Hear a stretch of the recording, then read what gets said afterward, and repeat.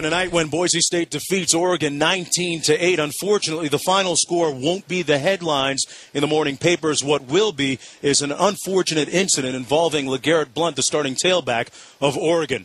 In a day which ironically started with a sportsmanship initiative involving 15 players, 4 captains from both teams shaking hands prior to the game. LeGarrette Blount, right there, number 9, was one of them, ironically.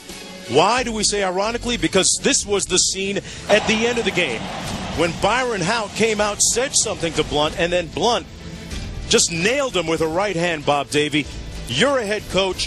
What would you do with LeGarrette Blount at this point? Well, this was his behavior after. It's obvious that the Boise State player went up, touched him, and said something. But based on how LeGarrette Blount handled that situation, as I stand here right now, he's suspended from my football team indefinitely until he can prove he can handle his emotions. And we can trust him as a coaching staff and a football team to handle those emotions. He is not on this football team. I understand somebody said it first.